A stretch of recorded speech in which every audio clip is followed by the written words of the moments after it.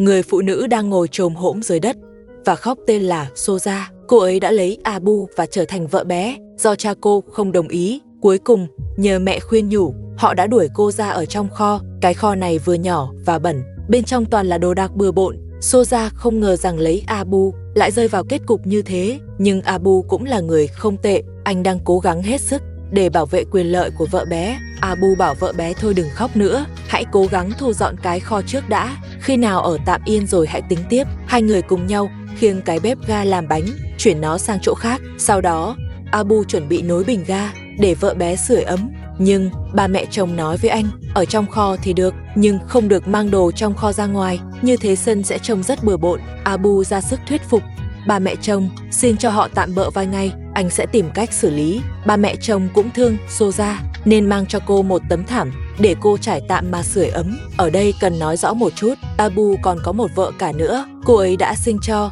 Abu 2 đứa con. Cô rất căm ghét việc Abu cưới vợ bé, nên hễ hai vợ chạm mặt là đánh nhau.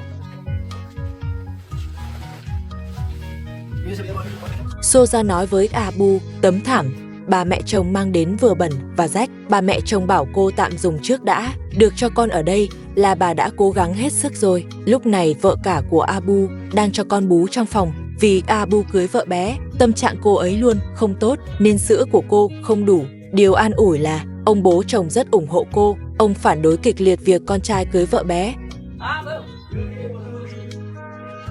Con gái lớn của Abu của vợ cả con nhỏ hoàn toàn không hiểu việc cha mình đã làm sai, chỉ biết mỗi ngày đều bám lấy cha để chơi cùng. Lúc này Soja lại bắt đầu phàn nàn. Cô nói cái bếp ga này quá to, sưởi ấm thì được, nhưng muốn đun chút nước nóng uống thì không thể, vì khoảng trống ở giữa quá rộng. Abu tìm cho cô 2 thanh sắt đặt lên trên thì mới tạm đun nước được. Vợ cả của Abu thấy họ còn dùng ga để sưởi thì cực kỳ tức giận, cô liền rút ống dẫn ga và còn lấy chuyện ly hôn ra uy hiếp Abu, muốn anh phải chọn ngay hôm nay, nếu không cô sẽ dẫn con rời khỏi đây. Abu cảm thấy bị đe dọa, anh liền lao vào đánh nhau với vợ cả. Bà mẹ chồng đang bưng khay trà đi về phía kho. Vợ cả của Abu không muốn bà mang trà cho họ nên lao lên ngăn cản. Bà mẹ chồng vốn đã không ưa vợ cả của Abu nên cũng tiện thể đáp trả một chút. Ông bố chồng trong nhà nghe thấy tiếng động thì đi ra. Vợ cả của Abu thấy ông bố chồng ra chống lưng cho mình thì lại lao về phía kho. Cô chất vấn bà mẹ chồng rằng bà không nên bao che cho Abu,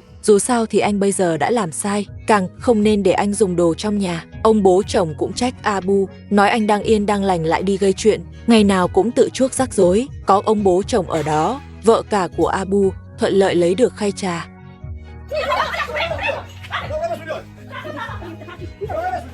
Bà mẹ chồng trách ông bố chồng không nên bao che cho vợ cả của Abu, làm như vậy chỉ khiến cô ấy bị nuông chiều thêm. Abu cũng nhân cơ hội chạy ra, gây khó dễ cho vợ cả của Abu. Hai người lại tiếp tục lao vào đánh nhau. Vợ cả của Abu nói mình đã sinh cho anh 2 đứa con, vậy mà giờ lại chịu cảnh như thế này. Ông bố chồng cũng không chịu nổi hành vi của con trai. Ông cho rằng đàn ông thì phải có trước có sau. Không khí trong nhà phút chốc hỗn loạn. Vợ cả của Abu xông vào kho lôi tấm thảm ra ngoài. Bà mẹ chồng lập tức chạy lên ngăn lại. Soja thấy bà mẹ chồng đứng về phía mình, liền tranh thủ tấn công vợ cả của Abu. Soja bị đánh mấy cái liền tủi thân khóc òa. Abu cũng rất banh vực vợ bé, anh xông lên tấn công vợ cả. Ông bố chồng lại phải chạy đến ngăn con trai. Có thể thấy ông bố chồng vẫn rất hiểu chuyện, ông luôn đứng ra bảo vệ vợ cả của Abu, thi thoảng còn vung chổi để giữ công bằng. Ông bố chồng bảo Abu dẫn Soja vào kho, đừng bước ra nữa. Nhưng họ vừa vào kho được một lúc, Abu lại bước ra.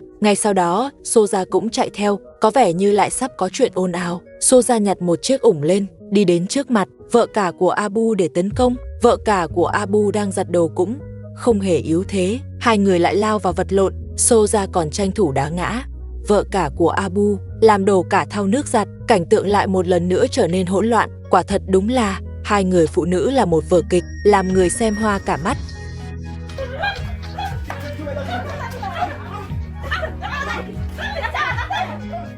Ông bố chồng đuổi Abu quay lại kho, vừa rời đi thì Abu lại chạy ra. Anh thấy vợ vợ cả của Abu đánh Soja, liền xông tới trả thù giúp cô. Ông bố chồng thấy con trai đánh vợ cả, lại cầm gậy đánh con trai. Bà mẹ chồng đi phía sau để can ngăn, hai người vợ lại tiếp tục đánh nhau không dứt. Quả thật cảnh tượng loạn như nồi cháo. Ông bố chồng cầm gậy đập một cái vào đầu Soja. Ông thật sự không hài lòng về người vợ bé này mà con trai mình cưới về. Lúc này bà mẹ chồng bất ngờ ngã xuống đất, nhưng chẳng ai để ý đến bà. Vợ cả của Abu tức giận bỏ đi. Ông bố chồng định đóng cửa lại thì Abu lại lao ra. Ông bố chồng vung gậy đuổi anh trở lại kho. Vợ cả của Abu chạy thẳng vào kho rồi lại lao vào đánh nhau với họ. Bà mẹ chồng nằm dưới đất thấy chẳng ai quan tâm, bà tự đứng dậy luôn.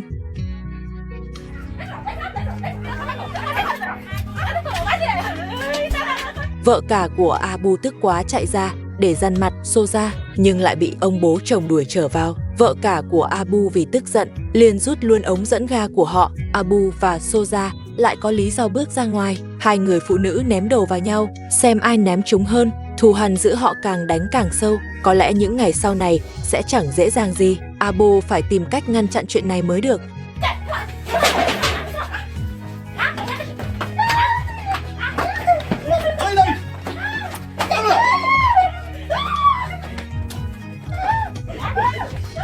Hôm qua chúng ta đã nói đến chuyện Soja, vợ bé của Abu, bị đuổi ra kho ở vì muốn đun nước mà bị. Vợ cả của Abu rút ống ga, khiến bếp không thể dùng được. Trong kho thì vừa nhỏ vừa lạnh, giờ đến chút nước nóng cũng không có mà uống. Cuối cùng hai người lại lao vào đánh nhau. Sáng nay, Soja không vì vậy mà bỏ Abu, nhưng Abu cũng không bỏ rơi Soja. Abu đang dọn dẹp vệ sinh, biến cái kho thành chỗ ở tạm cho cả hai. Còn hôm nay, mẹ vợ của Abu đến thăm. Vợ cả của Abu, hai mẹ con gặp nhau thì cúi chào nhau rồi vào phòng nói chuyện riêng. Còn bà mẹ chồng biết con trai mình đang lạnh vì ở trong kho, bà mang chăn và gối qua cho họ. Giữa bà mẹ chồng và vợ cả của Abu trước đây từng có mâu thuẫn, nhưng bây giờ bà lại thương cô vợ bé Soja hơn. Sau khi đặt đồ xuống, bà bảo Abu ra nhóm lửa cho Soja sưởi ấm. Abu bê chậu than đã nhóm vào trong kho. Soja lại rất lo lắng, cô sợ. Vợ cả của Abu thấy rồi dập tắt lửa. Bà mẹ chồng bảo cô đừng lo và nói rằng vợ cả của Abu đang nói chuyện với mẹ cô ấy trong phòng, một lúc lâu nữa cũng không ra đâu. Trong nhà, ông bố chồng kể chuyện Abu cưới vợ bé cho mẹ vợ của Abu nghe. Mẹ vợ của Abu vừa nghe xong thì vô cùng tức giận. Bà hỏi Abu đang ở đâu. Ông bố chồng kể lại chuyện họ đang ở trong kho, giải thích sơ qua tình hình. Mẹ vợ của Abu vì muốn bảo vệ con gái, chống gậy đi thẳng đến kho. Abu thấy mẹ vợ đi vào, liền biết có chuyện lớn. Anh vội lên chặn lại, nhưng bị mẹ vợ đẩy ra. Mẹ vợ dùng gậy gõ vào Soja, bảo họ mau rời khỏi đây. Lúc này bà mẹ chồng cũng bước vào, nhưng mẹ vợ vẫn kiên quyết, yêu cầu họ phải rời đi. Mẹ của Abu không muốn để Soja rời đi. Bà nói với mẹ vợ của Abu rằng hai đứa giờ không có chỗ nào để ở, cứ để họ tạm ở trong kho trước. Lúc này vợ cả của Abu cũng tới. Abu và Soja vô tình đẩy cô ấy một cái, khiến vợ cả của Abu có cớ để đánh Soja. Soja vừa lạnh vừa đói nên hoàn toàn không phải đối thủ. May mà Abu kịp thời ngăn lại. Vợ cả của Abu muốn nhân cơ hội đuổi Soja đi, nhưng mẹ cô ấy nói cứ để họ tạm ở kho trước đã. Trở về kho, Soja liên tục khóc. Cô trách Abu không đứng về phía mình. Còn bên này, vợ cả của Abu nhân lúc trời nắng mang tấm thảm ra để giặt. Trong kho, Soja đang trốn nhìn ra, thấy vợ cả của Abu đang giặt thảm. Cô bất ngờ nhặt một hòn đá lên, lén lút tiến gần lại phía sau, định tấn công lén cô ấy. Nhưng may là đối phương né được. Ông bố chồng thấy Soja ra tay quá ác, liền nổi giận. Ông cầm chiếc dép đuổi đánh Soja, tiện thể quất luôn mấy cái vào Abu. Ông bố chồng còn đuổi Abu ra khỏi nhà, nhưng chẳng lâu sau anh lại lén quay về.